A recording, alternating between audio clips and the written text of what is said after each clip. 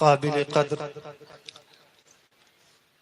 حاضرین مجلس، منبر رسول پر جلوہ فروز علماء اہل سنت، پنڈال میں بیٹھے ہوئے اور کھڑے ہوئے عوام اہل سنت، السلام علیکم ورحمۃ اللہ وبرکاتہ۔ وعلیکم السلام ورحمۃ اللہ وبرکاتہ۔ آپ لوگ گفتگو شریف کا سلسلہ بہت باتیں کر رہے ہیں۔ اما بعد فاعوذ باللہ من الشیطان الرجیم، بسم اللہ الرحمن الرحیم۔ اقرأ باسم ربک الذی خلق، خلق الانسان من علق، الى آخر الآیات، صدق اللہ العظیم۔ بارگاہ رسالت میں درود پاک کا نذرانہ پیش کریں۔ اللہم صلی علی سیدنا وشفینا وحبیبنا مولانا محمد بارک وسلم، صلاۃ و سلام علیک یا رسول اللہ یا رسول اللہ۔ Islam is a religion of peace, doesn't support terrorism. There is no God but Allah and Prophet Muhammad sallallahu ta'ala alayhi wa sallam۔ حاضرین، آج کی اس خوبصورت بزم میں جو میجورٹی اور اکثریت اور بہومت نظر آ رہی ہے، وہ میرے خیال سے 15 سے 25 سال کے درمیان کی جو عمر ہے ان کی نظر آ رہی ہے۔ بے شک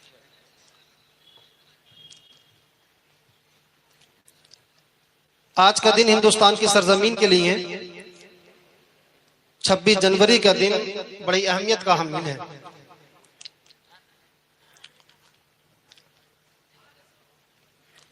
میرے ذہن میں بہت ساری چیزیں ایسی آ رہی ہیں جو آپ سے بتانا اور آپ سے اس موضوع پر گفتگو کرنا بڑا ضروری ہے، مگر میرے لیے ٹائم کی باؤنڈیشن، وقت میرے پاس اتنا نہیں ہے کہ ساری باتوں پر آپ سے گفتگو کی جائے۔ انشاءاللہ پھر کسی موقع پر بات ہوگی۔ آج میں آپ سے ایک بڑی اہم بات پر اور ایک بڑی اہم چیز پر اور بڑے ایک اہم موضوع پر آپ سے بات کرنا چاہتا ہوں۔ یہ بنارس کی سرزمین ہے۔ اس سرزمین نے دنیا کی روحانی اور علمی قیادت کی ہے۔ آپ تاریخ کی کوئی سی بھی کتاب اٹھا کر کے دیکھیے، چاہے وہ مسلمانوں کا فلسفہ ہو یا ہے وہ ہندوازم کا فلسفہ ہو، بات چاہے روحانیت کی ہو، بات چاہے اکنومی کی ہو، بات چاہے اقتصادیات کی ہو، چاہے معاشیات کی ہو، بات چاہے علم کی ہو، بات چاہے سائنس کی ہو۔ آپ ہندوستان کی تاریخ جب پڑھیں گے تو آپ کو اس بات کا خود احساس ہوگا کہ ہندوستان کی تاریخ بنارس کے بغیر مکمل نہیں ہوتی، اور ہندوستان کی عظیم تاریخ یہ ایسی تاریخ ہے جو پوری دنیا کو متاثر کرتی ہے۔ آج ساری دنیا ہندوستان کو ایک بگیسٹ ڈیموکریسی کے نام سے جانتی ہے۔ مدر آف ڈیموکریسی جس ملک کو کہا جاتا ہے اس کا نام ہندوستان ہے، مگر موجودہ وقت میں آج ہندوستان کا مسلمان جن حالات سے گزر رہا ہے، ماضی میں اس سے زیادہ برا وقت کبھی نہیں آیا۔ خون کی قربانیاں مانگی گئی ہیں، ہمارے بزرگوں نے دی ہیں۔ اس ملک پر جب غیروں نے آ کر کے ناجائز قبضہ کیا، اس ملک میں رہنے والے انسانوں کی جب سانس پر پابندی لگائی گئی، اس سرزمین پر آزادی کے ساتھ جینے والوں کی آزادی کو جب چھینا گیا، ہندوستان کے سارے انسانوں نے، چاہے وہ مسلمان ہو، ہندو ہو، سکھ ہو یا عیسائی ہو، سب نے یکجٹ ہو کر کے کھڑے ہو کے کہا تھا کہ ہم آزاد پیدا ہوئے، ہم آزادی چاہیے۔ اس آزادی کے لیے سب یکجٹ کھڑے ہوئے تھے۔ اسی دن کو، اس آزادی کو پانے کے لیے ہمارے پرکھوں نے بڑی جان اور اپنے خون کی قربانیاں پیش کی، مگر آج سب سے زیادہ ہندوستان کے سرزمین پر جو پسماندہ قوم ہے اس کا نام مسلمان ہے۔ اس کا ذمہ دار کوئی اور نہیں ہے۔ اس کے ذمہ دار ہم خود ہیں. کیا ہم اس لیے ہیں کہ ہم مسلمان اس لیے پیچھے ہو گئے؟ اس لیے ہم پریشان ہیں کہ ہم مسلمان ہیں؟ ہم معاشی طور پر کمزور ہیں اس لیے کہ ہم مسلمان ہیں؟ ہم اس ایک وحدہ لا شریک کا کلمہ پڑھنے کے لیے کہ ہم پیچھے ہو گئے؟ اس مصطفیٰ کو اپنا پیغمبر مانتے جس نے دنیا کو انقلاب برپا کیا ہے کہ اس لیے ہم پیچھے ہیں؟ جس پیغمبر نے ہمیں بولنے کا شعور دیا ہے کہ ہم اس لیے پیچھے ہیں؟ جس نبی نے ہمیں جینے کا سلیقہ اور بولنے کا ڈھنگ بڑوں کا ادب سکھایا اس لیے ہم پیچھے ہیں؟ نہیں، ہم وہ قوم ہیں جس نے دنیا کو بولنا سکھایا ہے. ہم وہ قوم ہے جس نے دنیا کو بزنس کرنا سکھایا ہے. ہم مسلمان وہ قوم ہے جس ملک میں گئے ہیں اس ملک کے اندھیروں کو دور کر دیا ہے. ہم مسلمان وہ قوم ہے جس ملک میں گئے ہیں اس ملک کو ترقی کے راہوں پر گامزن کر دیا ہے. ہم وہ قوم ہے جس ملک میں رہے ہیں جس ملک پر حکومت کی ہے اس ملک کو سونے کی چڑیا ہم نے بنایا ہے، مسلمانوں نے بنایا ہے. مگر آج ہماری ٹوپی سے نفرت، آج ہماری داڑھی سے نفرت، آج ہماری زبان سے نفرت، آج ہمارے کلچر سے نفرت، آج ہماری زمینوں سے نفرت ہے، آج ہماری مسجدوں سے نفرت ہے، آج ہماری مدارس سے نفرت ہے، آج ہماری خانقاہوں سے نفرت ہے، آج ہمارے قرآن سے نفرت ہے. مگر یاد رکھو قرآن سے نفرت کسی کو نہیں ہے، مسجدوں سے نفرت کسی کو نہیں ہے، مدرسوں سے نفرت کسی کو نہیں ہے، ان داڑیوں سے نفرت کسی کو نہیں ہے. نفرت اگر ہے تو مسلمانوں کی کردار سے ہے، نفرت اگر ہے تو مسلمانوں کے اعمال سے. ہمارا کردار وہ تھا جن راستوں سے گزرتے تھے لوگ ہمارے راستوں میں ہمارے قدموں میں گر جاتے تھے. خواجہ غریب نواز ایک شخص تھا، فارس کی سرزمین کا رہنے والا، ایران سے رہنے والا. ہندوستان میں ان کی نہ کوئی سسرال تھی، نہ یہاں پر کوئی ان کی ننسال تھی، یہاں کوئی رشتہ داری نہیں تھی. نہ وہ گن لے کر کے آئے تھے نہ تلوار لے کر کے آئے تھے. ان کے پاس اگر طاقت تھی تو کردار مصطفیٰ کی طاقت تھی. ان کے پاس اگر طاقت تھی تو اخلاق مصطفیٰ کی طاقت تھی. ان کے پاس اگر روشنی تھی تو قرآن کی روشنی تھی. ان کے پاس ذخیرہ تھا تو حدیث کا ذخیرہ تھا. ان کے پاس اگر کچھ تھا تو وہ اخلاق کا ذخیرہ تھا. اخلاق مصطفیٰ کو لے کر، کردار مصطفیٰ کو لے کر، کردار مصطفیٰ کی روشنیوں کو لے کر، کردار مصطفیٰ کی تابانیاں لے کر خواجہ غریب نواز جن راستوں سے گزر رہے ہیں، جن راہوں سے گزر رہے ہیں، لوگ بھوکیاں بچا رہے ہیں. مگر گھنٹوں کو چھوڑ کر وہ لوگ جو پتھروں کے سامنے جھکے ہوئے تھے وہ سب کچھ چھوڑ کر خواجہ غریب نواز کی بارگاہ میں ان کے قدموں میں گر رہے ہیں، ان کے نبی کا کلمہ پڑھتے ہوئے نظر آ رہے ہیں. سبحان اللہ، سبحان اللہ، ماشاءاللہ. واہ واہ. آج ہندوستان کی فضا ہمارے لیے تنگ کیوں ہوتی جا رہی ہے؟ آئیے میں انسی اسباب پر بات کرنا چاہتا ہوں. اللہ کریم نے جب قرآن عظیم نازل فرمایا کیسے حالات میں میرے مصطفیٰ کو بھیجا کس قوم میں؟ وہ قوم جو دنیا کی سب سے بڑی اجڑ قوم تھی، وہ قوم جو دنیا کی سب سے بڑی جاہل قوم تھی، وہ قوم جو دنیا کی سب سے بڑی جھگڑالو قوم تھی. عرب پوری دنیا میں سب سے زیادہ جھگڑالو مانے جاتے ہیں. تاریخ بتاتی ہے، آپ ابن خلدون کو اٹھائیے، تاریخ ابن خلدان کو اٹھائیے، تاریخ کا اولاد پلٹیے، تاریخ بتاتی ہے کہ دنیا میں سب سے بڑی جھگڑالو قوم، سب سے بڑی اجڑ قوم عرب تھی. اور عرب میں سب سے بڑی جو جاہل قوم تھی وہ مکے اور آس پاس اور حجاز کی سرزمین، یہ سب سے جھگڑالو قوم تھی. میرے مصطفیٰ کو اسی قوم کے درمیان بھیجا گیا. میرے نبی جب آئے ہیں، میرے مصطفیٰ جب مکے کی سرزمین پر تشریف لاتے ہیں، اعلان نبوت کا حکم دیا جاتا ہے. اے مصطفیٰ اپنے نبی ہونے کا اعلان کر دو، اے مصطفیٰ اپنے پیغمبر ہونے کا اعلان کر دو. مگر سب سے پہلی جو وحی نازل کی گئی مصطفیٰ پر، جو سب سے پہلی نعرہ رسالت استاذ العلماء حضرت علامہ مولانا مفتی قاضی فضل احمد صاحب قبلہ مصباحی. نعرہ تکبیر، نعرہ رسالت.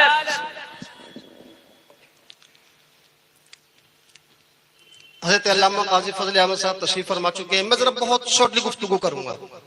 آج آپ سے یہ باتیں کرنا ضروری ہیں. آج ہم کہاں ہیں؟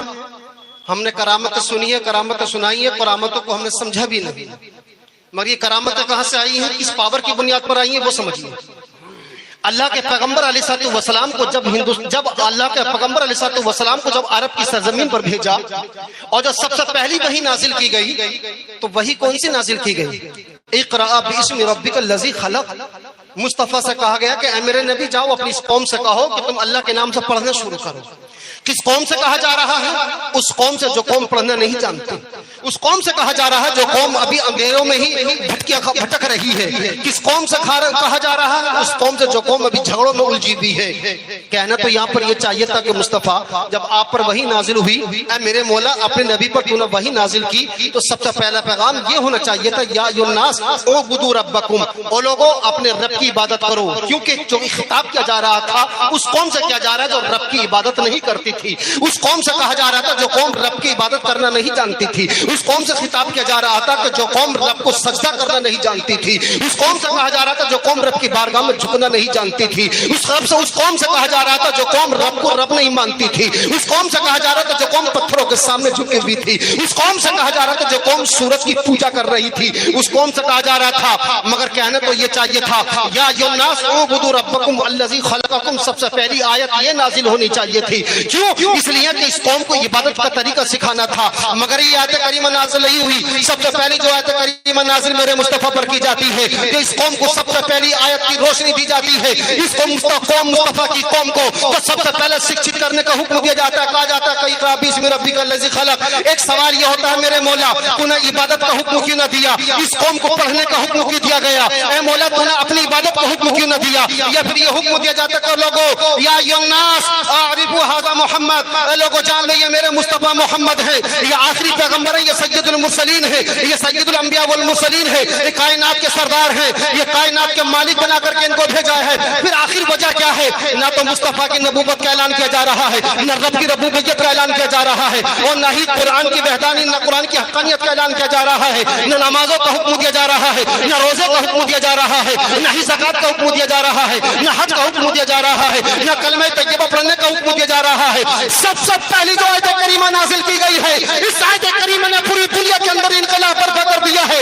इस आयत के मफहूम को आप समझिए। रब फरमाता है, महबूब तुम्हारी कौम पढ़ना नहीं जानती है। ए महबूब दुनिया की तरक्की आने वाले दौर में जो होगी वो तालीम की बुनियाद पर होगी। ए महबूब तुम चाहते ये हो तुम्हारी कौम तरक्की करे। ए महबूब तुम चाहते ये हो तुम्हारी कौम पूरी दुनिया पर हुक्मरानी करे। ए महबूब तुम चाहते ये हो तुम्हारी कौम दुनिया में रहे, इज्जत और वक़ार की जिंदगी जिए, तो अपनी कौम को पढ़ना सिखा दो। तुम्हारी कौम के पास इल्म रहेगा, ये दुनिया में हुक्मरानी करती भी नजर आएगी। बेशक सुभान अल्लाह, सुभान अल्लाह। और महबूब इस कौम को पढ़ना सिखा दो। ये कौम जब पढ़ना सीख जाएगी, ये कौम जब शिक्षित हो जाएगी, जब ये कौम जब सीख जाएगी, तो तुम्हारी इबादतों में तो मेरी इबादत का करने का सलीका भी आ जाएगा, तुम्हें नबी मानने का सलीका भी इनको आ जाएगा। कुरान की अजमत को भी समझ लेंगे, मेरी अजमत को भी समझ लेंगे, नमाज पढ़ना भी जान जाएंगे, हज करना भी जान जाएंगे, ज़कात कर देना भी जान जाएंगे। ये तमाम इबादतें इल्म के ऊपर मौकूफ है। ए महबूब अपनी इस कौम को पढ़ना लिखना सिखाओ। ए महबूब इस कौम के हाथों से तलवारें ले लो, इस कौम के हाथों में कलम दे दो, तुम्हारी कौम पूरी दुनिया पर हुकूमत करेगी। मुसलमानों ने, मेरे मुस्तफा ने अपनी कौम को पढ़ना सिखाया। सैयदना अबू बकर सिद्दीक से कहा कि अबू बकर तुमने कलमा पढ़ लिया, आज कौम को पढ़ना सिखाओ। मेरे मुस्तफा पर वही नाजिल होती है, मेरे नबी फरमाते लिखो। कैसे लिखे? मुस्तफा लिखना सिखा रहे हैं, मुस्तफा पढ़ना सिखा रहे हैं, कौम को शिक्षित कर दिया। वो उमर इब्न खत्ताब रज़ियल्लाहु ताला अन्हु जब सबसे पहले खलीफा बने तो आपकी आंखों में आंसू आ गए। आपने फरमाया, लोगों मैं खत्ताब का बेटा हूँ और अपने भाइयों में सबसे ज्यादा कमजोर था, मेरी कोई हैसियत मेरे घर के अंदर नहीं थी, मगर मेरे मुस्तफा ने मुझे ऐसा बकमाल बना दिया, मुझे मुसलमानों का खलीफा बना दिया है, मुसलमानों का अमीर बना दिया है। मैं अपने उस रब की उस अता पर शुक्र अदा करता हूँ। मगर सैयदना उमर ने भी कहा था, ए लोगों हमारे नबी पर जो पहली वही नाजिल हुई वो इक़रा बिस्मि रब्बिकल लज़ी थी। ये आयत करीमा वो आयत है जिसने पूरी दुनिया के अंदर इनकलाब बर्पा कर दिया। ये वो आयत है जिसने इंसान की सोच को बदला है। ये वो आयत है जिसने इंसान के फिक्र के ज़ावियों को बदला है। ये वो आयत है जिसने इंसान को रब के माबूद होने का सलीका बताया है। ये वो आयत है जिस आयत ने इंसान को जीने का सलीका सिखाया है। ये वो आयत है जिसने इंसान को बोलने का ढंग सिखाया है। ये वो आयत है जिसने इंसान को झगड़े से हटाकर इंसान को तालीम याफ्ता बना करके कुर्सी पर बिठाया है। ये वो आयत है जिसने इंसान को सलीका दिया है। ये वो आयत है जिसने इंसान को शऊर दिया है, जिसने हुक्मरानी करने का ढंग सिखाया है, जिसने इंसाफ करने का तरीका सिखाया है। ये कहिए कि पूरी दुनिया को अगर कामपुरी सिखा का ढंग का हिस्सा मिला है तो वो कुरान है, जीने का सलीका मिला है तो वो कुरान है। बेशक सुभान अल्लाह, सुभान अल्लाह, माशाअल्लाह। इस्लाम ने इनकलाब बर्पा किया है और आज वही दुनिया हुकूमत, दुनिया पर वही लोग हुकूमत कर रहे हैं जिनके पास इल्म है। मुसलमानों के पास इल्म था, मुसलमानों के पास तालीम थी। जिस मुल्क में मुसलमान गए वहां पर आप इल्म और गौहर के दरिया लुटाते चले गए। जिस मुल्क में मुसलमान गए उसके रास्तों को महत्व बताते हुए चले गए। जब कुरान नहीं आया था यूरोप के अंदर अंधेरा था। जब कुरान नहीं आया था मुसलमान जब तक जजीरा अरब से बाहर न निकले थे यूरोप के अंदर अंधेरा था। अमेरिका का कोई ऐसा वजूद न था। आज अमेरिका जो पूरी दुनिया में अपनी तरक्की के डंके बजा रहा है, वो साइंटिस्ट जो अपने साइंटिस्ट होने का दावा कर रहे हैं, ये सारी अता कुरान से मिली है। ये रोशनी के किरणें कुरान से फूटी है। ये रोशनी के मनारे कुरान से निकले हैं। ये रोशनी के जो आपको जगह जगह शुआएं नजर आ रही है, सारी दुनिया में जो तरक्की हो रही है, लोग जो चांद पर जाने की बात कर रहे हैं चांद पर चले भी गए हैं, जो मरीज पर कमान अड्डा डाल रहे हैं, जो लोग दुनिया में तरक्की कर रहे हैं, कोई डॉक्टर बनकर तरक्की कर रहा है, कोई साइंटिस्ट बन रहा है, कोई इंजीनियर बन रहा है, कोई फिजिशियन बन रहा है, कोई केमिस्ट्री में महारत हासिल कर रहा है, कोई बायोलॉजी में महारत हासिल कर रहा है। अगर आप कुरान को पढ़ो तो सारे फलसफे, सारी तरक्कियों की जड़ आपको कुरान में मिलेगी। सारी तमाम तरक्कियों की जड़ें आपको मेरे मुस्तफा की हदीस में मिलेंगी। आज मॉडर्न साइंस का जमाना है। मॉडर्न साइंस, लोग कहते हैं कि मुसलमानों को साइंस से क्या मतलब? मुसलमान तो सब कुरान शरीफ पढ़ते हैं सवाब के लिए। मुसलमान कुरान पढ़ते हैं सिर्फ अपने मुर्दों को बख्शवाने के लिए। मुसलमानों को साइंस से क्या मतलब? मुसलमानों ने साइंस में क्या तरक्की की है? मैं बड़े चैलेंज से कहता हूं, आप कैलिफोर्निया यूनिवर्सिटी का निसाब उठाएं, आप चाहे कैम्ब्रिज यूनिवर्सिटी का निसाब उठाएं, अलीगढ़ मुस्लिम यूनिवर्सिटी का निसाब उठाएं, पूरी दुनिया की जो बड़ी बड़ी यूनिवर्सिटीज हैं आप किसी का भी निसाब उठाइए। आप चाहे मेडिकल साइंस को देखिए, चाहे आप फिजिकल को आप फिजिशियंस को देखिए, चाहे आप फिजिक्स को देखिए, केमिस्ट्री को देखिए, बायोलॉजी को देखिए, जियोलॉजी को देखिए, बोटानिक को देखिए, आप कोई सा भी साइंस पढ़िए, चाहे वो मॉडर्न साइंसेज हो, चाहे वो मॉडर्न टेक्नोलॉजीज हो, कोई भी शोबा ऐसा नहीं है जहां पर मुसलमानों की खिदमत मौजूद ना हो। मगर आपको पढ़ना होगा, मगर आपको समझना होगा। मुसलमानों ने साइंस की तरक्की भी की है, मुसलमानों ने मॉडर्न टेक्नोलॉजी की भी तरक्की की है। कोई शोबा ऐसा नहीं है जहां पर मुसलमानों का वजूद नहीं।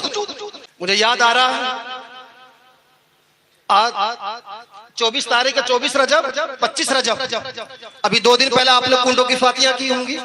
जब बात आई है साइंसी के ताऊ आप तो मुस्तफा के गुलामों ने नहीं बल्कि मुस्तफा के बेटों ने और मुस्तफा की खून ने कैसी तरक्की दुनिया को दी है। अब बात आई तो मैं आपको बता दूं, सैयदना इमाम जाफर सादिक का नाम तो सुना है, बस 22 तारीख से लेकर के 23 तारीख तक सुना होगा। कुंडे बने होंगे, कुंडों पर फातिया हुई, पूड़ी खाई और इमाम जाफर सादिक के नाम की फातिया पढ़ी और बात खत्म हो गई। भूल गए इमाम जाफर सादिक रज़ियल्लाहु ताला अन्हु को। जानते इमाम जाफर सादिक रज़ियल्लाहु ताला अन्हु कौन है? सैयदना इमाम हुसैन रज़ियल्लाहु ताला अन्हु शहीद करबला के बेटे सैयदना इमाम ज़ैनुल आबिदीन, उनके बेटे सैयदना इमाम बाकिर और इमाम बाकिर के बेटे सैयदना इमाम जाफर सादिक रज़ियल्लाहु ताला अन्हु। आप इमाम जाफर सादिक के इल्म की शान देखिए। सैयदना इमाम जाफर सादिक रज़ियल्लाहु ताला अन्हु ने जहां पर तफसीरें लिखी है, जहां पर आपने अहादीसें भी जमा की है, जहां पर आपने हदीस का दर्स दिया है, आपने वहां पर मॉडर्न साइंसेस का बड़ा अजीम दर्स दिया है। दुनिया के बड़े बड़े साइंटिस्ट सैयदना इमाम जाफर सादिक रज़ियल्लाहु ताला की किताबों को पढ़ते हैं। इमाम जाफर सादिक रज़ियल्लाहु ताला की दरसगाह पूरी दुनिया के अंदर बड़ी मशहूर थी। यूरोप से भी बड़ी दूर दूर से लोग जाते थे। एक मरतबा एक दहरिया को पता चला कि इमाम जाफर सादिक इमाम बाकिर के बेटे हैं, इमाम हुसैन के पोते हैं। हमने सुना है कि वो बड़े साहिब इल्म है, हमने सुना कि वो बड़े साहिब किरदार है, और बहुत सारे लोग पूरी दुनिया की तरफ से, दुनिया के गोशे गोशे से लोग उनके पास इल्म हासिल करने के लिए जाते हैं। वो शख्स आया और वो कौन था? वो दहरिया था, वो नास्तिक था। नास्तिक उस शख्स को कहा जाता है जो अल्लाह के वजूद को नहीं मानता, अल्लाह के वजूद का इंकार करता है, अल्लाह को खुदा नहीं मानता, कहता है कि अल्लाह का कोई वजूद नहीं है, कहता था कि there is no room for God, अल्लाह के लिए कोई गुंजाइश नहीं है। मगर दुनिया जानती है जहां जहां अल्लाह के वजूद का इंकार किया गया है, जहां जिसने अल्लाह के वजूद का इंकार किया है, सबसे पहले वही अल्लाह की बारगाह में वही अपने कान पकड़ता हुआ नजर आया है। अभी आपने सारी दुनिया में देखा, कैलिफोर्निया में एक आग लगती है, दुनिया की सबसे ज्यादा महंगी तरीन जमीन कहा जाता है लॉस एंजलस। जानते हो जगह का नाम लॉस एंजलस है, इसका माना है फरिश्तों की सरजमीन। इतनी खूबसूरत सरजमीन है, वहां पर पहाड़, हरियाली, वहां की इतनी अच्छी सरजमीन है, फरिश्तों की सरजमीन उस जगह का नाम रखा गया।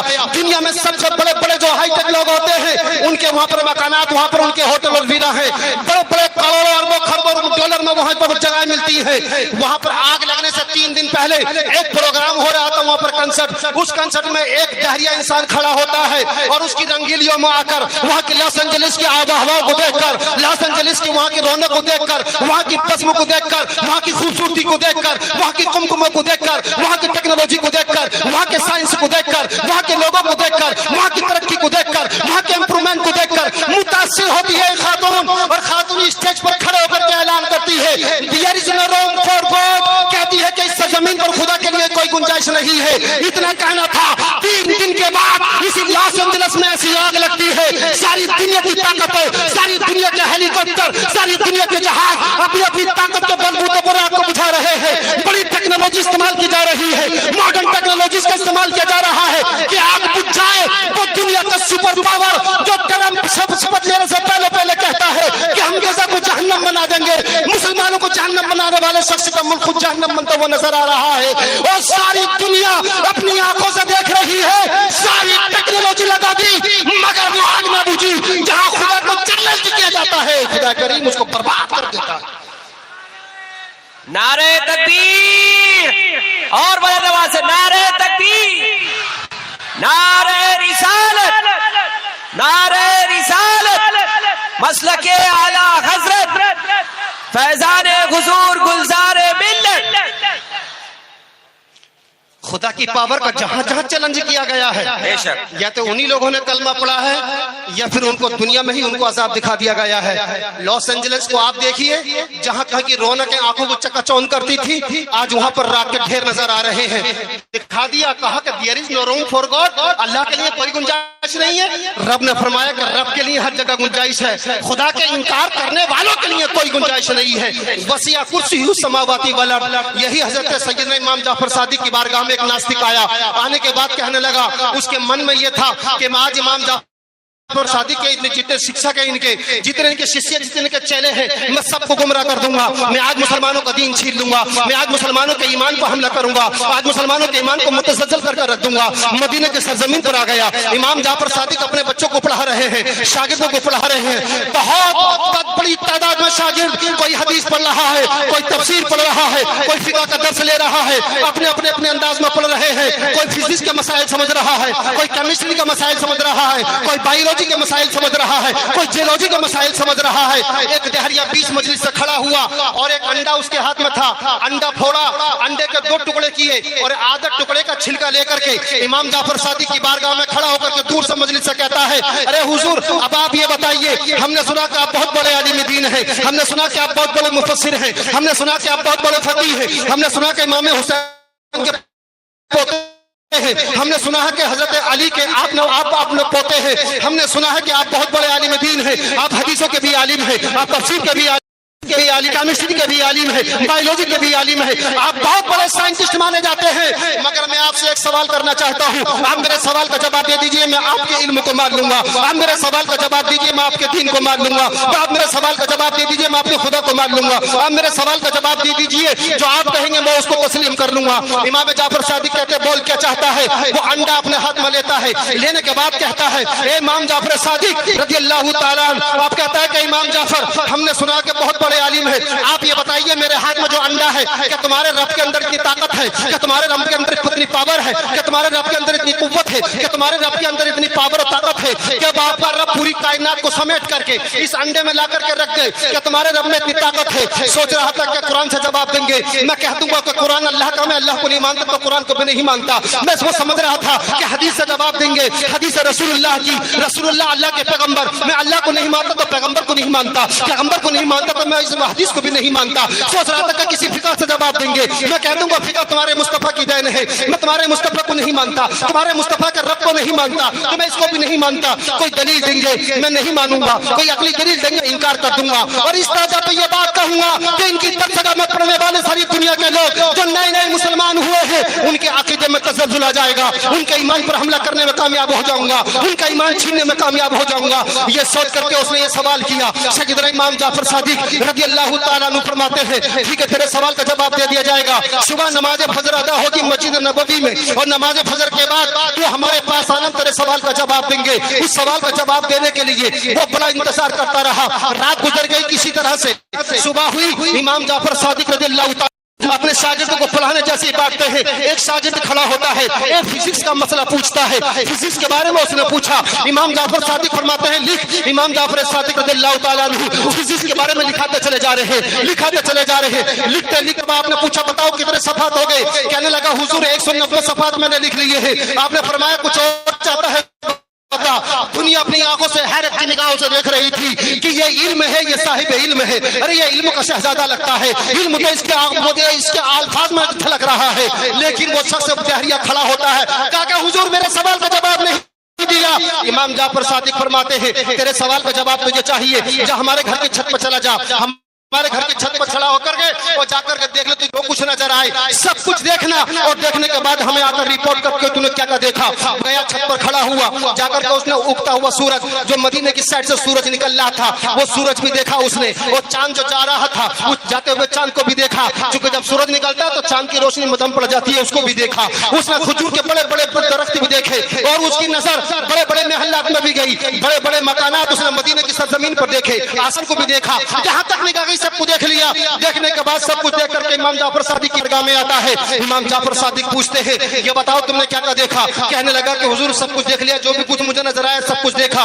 पूछा क्या क्या देखा बताओ तफसील के साथ, आप डिटेल के साथ बताओ क्या क्या देखा। इमाम जाफर सादिक फरमाते हैं क्या तुमने खजूर के दरख्त देखे? कहने लगा कि हाँ हुजूर खजूर के दरख्त भी देख लिए। कितने देखे? मदीने की सरजमीन पर जहां तक मेरी निगाह गई मैंने तमाम दरख्त देख लिए हैं। इमाम जाफर सादिक पूछते हैं अब ये बताओ तुमने मकानात कितने देखे हैं? कहा कि मदीने के जिन जिन मकानात पे मेरी नजर गई है सारे मदीने के मकानात को मैंने देख लिया है। कहा कि काउंट किया? कहा कि नहीं काउंट तो नहीं कर सका। आपने पूछा कि सूरज को देखा? कहने लगा कि हाँ मैंने सूरज को भी देखा है। अब इमाम जाफर सादिक उल्टा सवाल करते हैं अब ये बता कि सूरज जमीन से कितना बड़ा है? वो कहने लगा कि हुजूर ज्यादा तो मालूम नहीं है मगर इतना पता है कि कई सौ गुना बड़ा है सूरज हमारी जमीन से। इमाम जाफर सादिक फरमाते हैं आसमान देखा? कहने लगा कि आसमान भी देखा है। कितना बड़ा है? कहने लगा कि आसमान की लंबाई और आसमान की चौड़ाई का मुझे तो पता नहीं है मगर इतना जरूर है कि कई हजार गुना बड़ा है हमारी सरजमीन से ये चांद। अब ये चांद भी बड़ा बहुत बड़ा है और ये आसमान भी बहुत बड़ा है। इमाम जाफर सादिक फरमाते हैं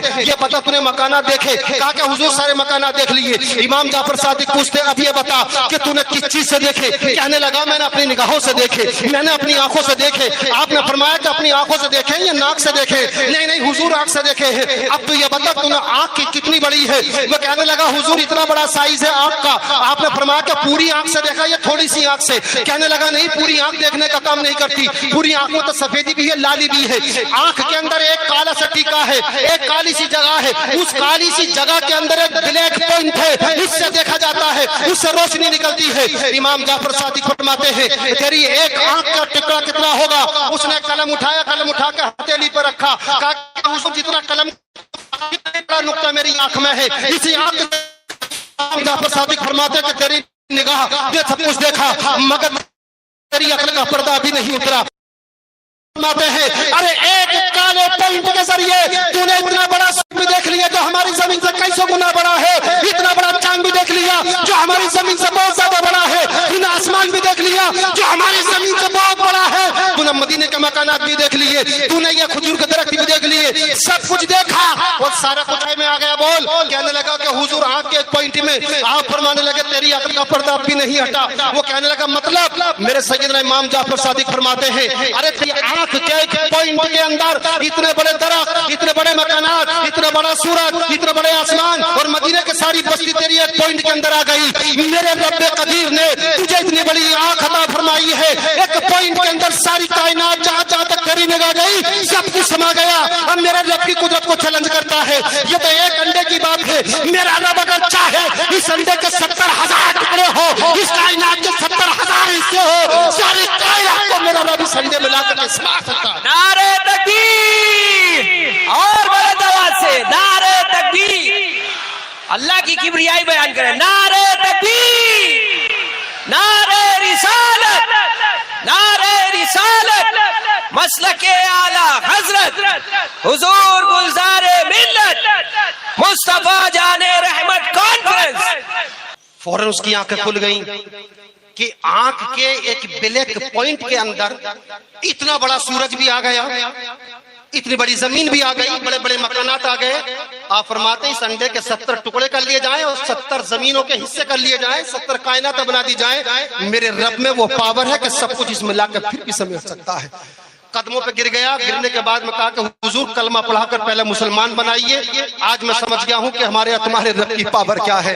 کلمہ پڑھا, مسلمان ہوگا. کہنے لگا حضور ذرا اس ٹاپک پر کچھ لکھ دیجیے. آپ نے فرمایا میں بولتا ہوں تو لکھنے لگا. فرانس کا رہنے والا وہ انسان تھا, اس نے لکھنا شروع کیا. کیمرے کے اصول سیدنا امام جعفر صادق رضی اللہ تعالیٰ نے لکھوانے شروع کیے.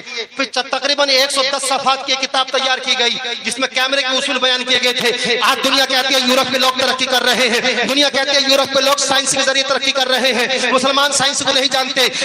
دنیا کے سب سے بڑے سائنسسٹ کا نام, دنیا کے سب سے بڑے مسلم سائنسسٹ کا نام سیدنا امام جعفر صادق رضی اللہ تعالیٰ عنہ ہے. آپ کی لکھی ہوئی کتابوں پر جو آپ نے سائنس پر کتابیں لکھی ہے, جو ماڈرن سائنس پر لکھا ہے, جو ماڈرن ٹیکنالوجیز پر لکھا ہے, ان سائنس پر لکھی ہوئی کتابوں کو نصاب میں شامل کیا گیا. کیلیفورنیا یونیورسٹی میں, کیمبرج یونیورسٹی میں, لندن یونیورسٹی میں, امریکہ کی بڑی بڑی یونیورسٹیز میں, دنیا کی بڑی بڑی یونیورسٹیز میں سیدنا امام جعفر صادق کے فلسفے کو پڑھایا جاتا ہے. آپ کی میڈیکل سائنس پر لکھی گئی ہدایات کو پڑھا جاتا ہے. آپ کے لکھے ہوئے سائنس کو پڑھایا جاتا ہے. لکھے ہوئے ماڈرن ٹیکنالوجیز کو آپ کے پڑھایا جاتا ہے. امام جعفر صادق نے آپ کے علم کے ذریعے, یہ علم کون سا تھا؟ یہ وہ علم تھا جو ان کے باپ امام باقر سے ان کو ملا تھا. وہ علم کون سا تھا؟ وہ علم وہ تھا جو آپ کو امام حسین, امام زین العابدین سے ملا تھا. یہ علم وہ تھا, یہ امام زین العابدین کو امام حسین سے ملا تھا. امام حسین کے پاس علم وہ تھا جو مولا کائنات حضرت علی سے ملا تھا. مولا کائنات علم کو تھا, وہ صاحب علم مصطفیٰ کائنات سے ملا تھا. یہ ہماری تاریخ رہی ہے. ہمیں جو کتاب دی گئی ہے, ہمیں دستور حیات دیا گیا ہے, ہمیں دنیا کو چلانے کا کانسٹیٹیوشن دیا گیا ہے, ہمیں چلانے کے لیے, دنیا پر حکمرانی کرنے کے لیے ہمیں ایک عظیم کتاب دی گئی ہے.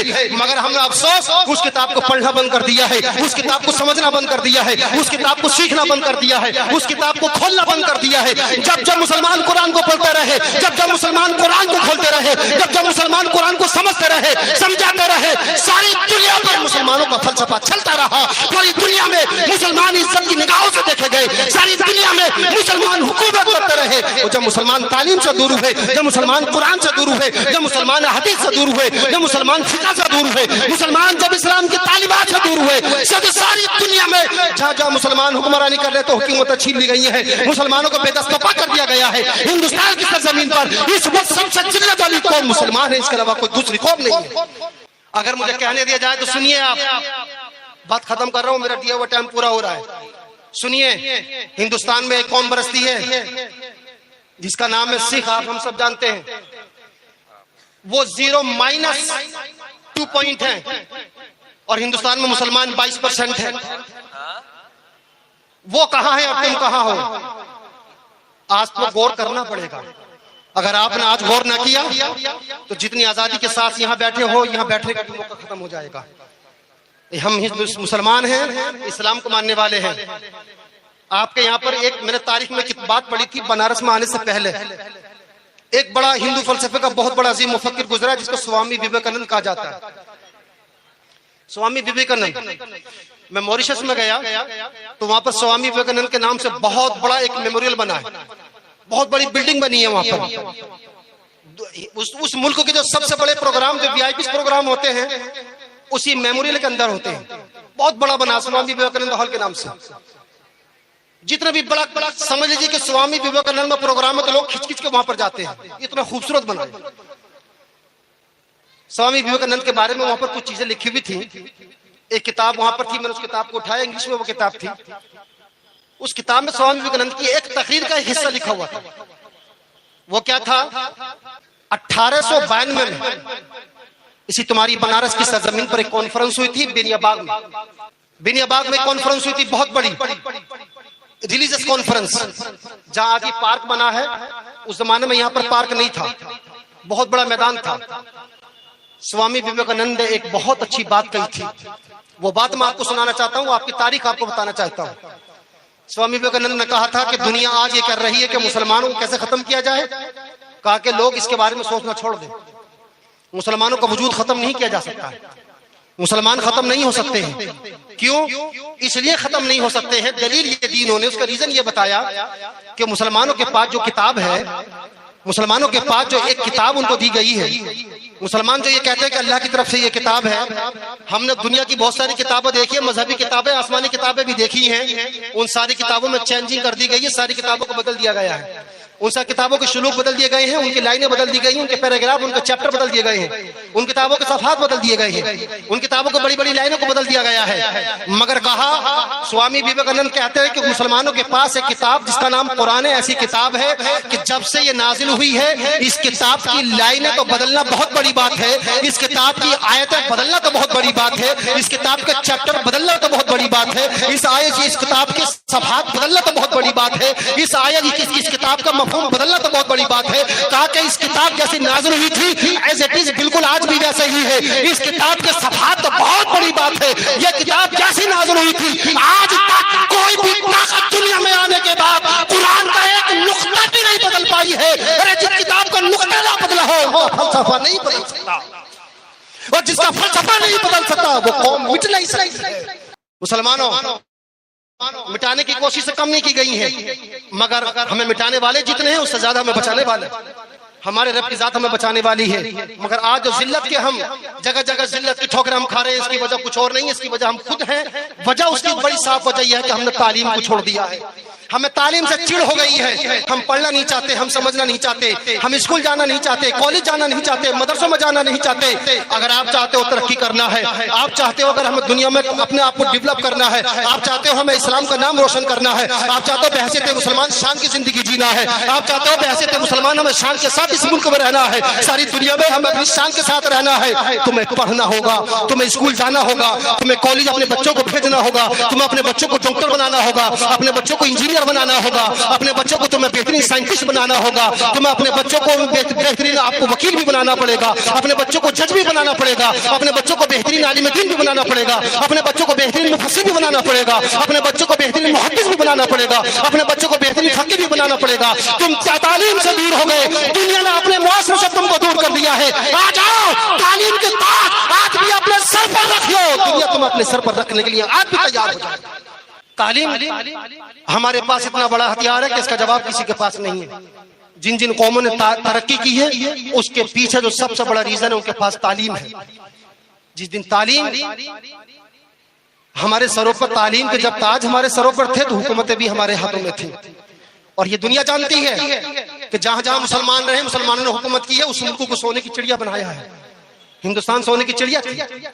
محمد علی جوہر رامپور کے رہنے والے مجاہد آزادی ہیں، فریڈم فائٹر، ہندوستان کی فریڈم فائٹر ہیں۔ جب گول میز کانفرنس ہوئی تھی انگلینڈ میں تو آپ نے وہاں پر جا کر کہا تھا 4 گھنٹے آپ نے انگلش زبان میں تقریر کی تھی گول میز کانفرنس میں۔ گول میز کانفرنس جو ہوتی ہے دنیا کی بہت بڑے بڑے انٹیلیجنٹ لوگ اس میں بیٹھتے ہیں، لیجنڈ انسان وہاں پر بیٹھتے ہیں، ان کے سامنے بولنا کوئی معمولی بات نہیں ہوتی ہے۔ 4 گھنٹے تقریر کی تھی، کہا تھا کہ my country, my beloved country is India, I love my India, my country is freedom, میری کنٹری، میں اپنے پیار سے ملک سے محبت کرتا ہوں، میرا کنٹری، میرا ملک میرے لیے میرے خون کی جگہ پر ہے، میں اپنے وطن سے بہت محبت کرتا ہوں، میں اپنے وطن میں آزادی چاہتا ہوں، ہماری ماں نے ہمیں آزاد پیدا کیا، تم نے ہمیں غلام بنا لیا ہے۔ انگریزوں کے سامنے آنکھوں میں آنکھ ڈال کر بات کی تھی، دنیا جانتی ہے، دنیا نے کہا تھا، انگریزوں نے 3 گھنٹے کی تقریر سننے کے بعد میں ایک انگریز بیچ میں بولا کہ آئی آبجیکشن، میں کچھ کہنا چاہتا ہوں، کہا کہ کیا کہنا چاہتا ہے بول، پہلے کہا کہ let me complete my speech, تو بیٹھ جا پہلے میری بات کو مکمل کرنے دے۔ انگریز مارے خوف کے بیٹھ گیا۔ حضرت مولانا محمد علی جوہر نے بڑی زبردست 4 گھنٹے کی تقریر کی تھی اور صرف آزادی پر، ہندوستان کی آزادی پر تقریر کی تھی۔ کہا تھا میرے ملک کے دیش واسی، میرے ملک میں رہنے والے چاہے ہندو ہو، میرے ملک میں رہنے والے چاہے مسلمان ہو، میرے ملک میں رہنے والے چاہے عیسائی ہو، میرے ملک میں رہنے والے چاہے سکھ ہو، میرے ملک میں رہنے والے چاہے یہودی ہو، وہ انڈین ہے، وہ ہندوستانی ہے، وہ بھارت کی سرزمین میں پیدا ہونے والا بھارتی ہے، ہندوستان کی سرزمین پر پیدا ہونے والا ہندوستانی ہے۔ میں اپنے ملک کے لوگوں کو چاہے ہندو ہو، میں ان کو غلام بنتا نہیں دیکھنا چاہتا، میں اپنے ملک کے لوگوں کو چاہے وہ مسلمان ہو، چاہے وہ سکھ ہو یا عیسائی ہو، میں غلامی کی زندگی میں، غلامی کی زنجیروں میں جکڑتا وہ دیکھنا پسند نہیں کرنا چاہتا۔ میں چاہتا ہوں میرے ملک کو آزاد کر دو، میرے ملک کے مسلمانوں کو آزاد کرو، میرے ملک کے ہندوؤں کو آزاد کرو، میرے ملک کے سکھوں کو آزاد کرو، میرے ملک کے عیسائیوں کو آزاد کرو۔ ارے ہمارا ملک ہے، ہمیں جینے کی آزادی دو، ارے ہمارا ملک ہے، ہمیں بولنے کی آزادی دو، ہمارا ملک ہے، ہمیں بولنے کی آزادی دو، ہمیں رہنے کی آزادی دو، ہمیں سونے کی آزادی دو، ہمیں نوکری کرنے کی آزادی دو۔ ہمارا ملک ہم جس طرح سے چاہیں करके चलाए। हमारा कानून होगा, हमारी अपनी मर्जी होगी, हमारा अपना कॉन्स्टिट्यूशन होगा। तुम होते कौन हो यहाँ जा करके हमारे मुल्क पर कब्जा करने वाले? माई इंडिया वाज अ गोल्डन बाग, मेरा मुल्क सोने की चिड़िया था, तुमने मेरे मुल्क को लूट लिया है। मेरा मुल्क सोने की चिड़िया था, तुमने मेरे मुल्क के चिड़िया के, मेरे उस सोने के चिड़िया के पंखों को नोच लिया है। मेरा मुल्क सोने की चिड़िया था, तुमने मेरे मुल्क को सोने की चिड़िया से तुमने उसको मिट्टी की चिड़िया बना दिया है। मैं आजादी लूंगा, आजादी लेकर के हिंदुस्तान जाऊंगा, मैं गुलाम हिंदुस्तान में जाना नहीं चाहता। और आखिरी बात आपने कही थी कि मैं जाऊंगा तो आजादी लेकर के जाऊंगा, अगर आजाद न किया तो मोहम्मद अली जौहर उस गुलाम मुल्क में मरना पसंद नहीं करता। अगर मैं मर जाऊं तो मेरे मरने के बाद मुझे किसी और जमीन में या बैतुल मुकद्दस में जाकर के दफन कर देना, हिंदुस्तान में दफन मत करना, चूंकि मैं आजाद हिंदुस्तान में मरना नहीं चाहता। मैं उस गुलाम हिंदुस्तान में मरना नहीं चाहता, गुलाम हिंदुस्तान में मैं जीना नहीं चाहता। मैं अपने मुल्क की आजादी चाहता हूँ, मैं अपने बच्चों की आजादी चाहता हूँ, मैं आने वाली नस्लों की आजादी चाहता हूँ, मैं अपने जवानों की आजादी चाहता हूँ, मैं बोलने की आजादी चाहता हूँ, मैं पढ़ने की आजादी चाहता हूँ, मैं रहने की आजादी चाहता हूँ, मैं सोने की आजादी चाहता हूँ, मैं खाने की आजादी चाहता हूँ। तुमने हमारे खाने पर पहरे लगा दिए हैं, तुमने हमारे बोलने पर पहरे लगा दिए हैं, तुमने हमारी इबादतों पर पहरे लगा दिए हैं। हम आजादी चाहते हैं, हम अपने मुल्क की आजादी लेकर के रहेंगे। सारी दुनिया ने देखा मोहम्मद अली जौहर को बुखार आया और इंतकाल हो गया, मस्जिद अक्सा के पास में जाकर बैतुल मुकद्दस में दफन कर दिया गया। हिंदुस्तान आना पसंद न किया, कहा कि हम अपने हिंदुस्तान की आजादी चाहते हैं। बड़ी लाखों कुर्बानी दी है मुसलमानों ने इस मुल्क की आजादी के लिए, मगर आज मुसलमानों को हाशी पे लाकर खड़ा कर दिया गया है। आज मुसलमानों को बिल्कुल बैकफुट पे लाकर खड़ा कर दिया है। इसकी जिम्मेदारी किसी और की नहीं है, इसकी जिम्मेदारी खुद हम है, इसके जिम्मेदार हम है। हमने पढ़ना बंद कर दिया, हमने वकील बनना बंद कर दिया तो हाई कोर्ट में हम खत्म हो गए। हमने वकील बनना बंद कर दिया, सुप्रीम कोर्ट में हम खत्म हो गए। हमने जज बनना बंद कर दिया, हाई कोर्ट में हमारा वजूद खत्म हो गया, सुप्रीम कोर्ट में हम नजर नहीं आते। अरे हमने डॉक्टर बनना बंद कर दिया, हॉस्पिटलों में हम नजर नहीं आते, बेहैसियत मरीज को नजर आते हैं, बेहैसियत डॉक्टर नजर नहीं आते। हमने पढ़ना बंद कर दिया, हम दरोगा नहीं बन पाते। हमने पढ़ना बंद कर दिया, हम सीओ नहीं बन पाते। हमने पढ़ना बंद कर दिया, हम एचडी नहीं बन पाते। हमने पढ़ना बंद कर दिया, हम बेहतरीन इंसान मुआशरे का बन नहीं पा रहे हैं। वजह यह है कि हमने पढ़ा नहीं है। लोगों अपने बच्चों को पढ़ाओ, डॉक्टर बनाओ, तुम्हारे बच्चे हॉस्पिटल में नजर आएंगे बेहैसियत के डॉक्टर। अपने बच्चों को वकील बनाओ, तुम्हारे बच्चे हाई कोर्ट सुप्रीम कोर्ट में नजर आएंगे बेहैसियत के वकील। अपने बच्चों को जज बनाओ, तुम्हारे बच्चे हाई कोर्ट में जाने के बाद सुप्रीम कोर्ट की कुर्सी पर बैठकर इस मुल्क के रहने वाले लोगों की किस्मत के फैसले करेंगे। अगर आपने ना समझा मेरी बात को, और ये बात समझ में आती नहीं है, बात समझ में आती है वो जो करामत बयान की जाती है, ऐसी बात समझ में नहीं आती है। मैं बड़ी तेजी के साथ अपनी बात को समेट रहा हूँ, आप बड़ी तेजी के साथ इन हालात को समझिए। वक्त बदल गया है। आप चाहते हैं कि आपके बच्चे सुकून की जिंदगी जिए, आप चाहते हैं इज्जत की जिंदगी हमारे आने वाली नस्लें जिए। इस भारत की सरजमीन पर अपने बच्चों को पढ़ाना पड़ेगा, अपने बच्चों को तालीम से रास्ता करने पड़ेगा। तालीम, education is uh most power. तालीम सबसे बड़ी ताकत है, सबसे अहम चीज है। खुदा की बारगाह में दुआ है मौला करीम अपने हबीब के सदके से अपने नबी का इल्म का नूर हम सबको अता फरमाए। मौला करीम हमें इल्म हासिल करने और अपने बच्चों को इल्म पढ़ाने की तौफीक अता फरमाए। वमा अलैना इल्लल बलाग। मोहब्बत की नजर अहले वफा की शान पैदा कर, बुलंदी और पस्ती में जरा पहचान पैदा कर, ना हो माहौल से मायूस, दुनिया खुद बना अपनी नई कश्ती, नई आंधी, नई तूफान पैदा कर। मजा है मरने जीने का, इन्हीं खतरों के दामन में दिलों में हौसले और हौसलों में चाक पैदा कर। हमारा वीडियो देखने के लिए हमारे चैनल मोहम्मद कामिल इस्माइली को सब्सक्राइब करने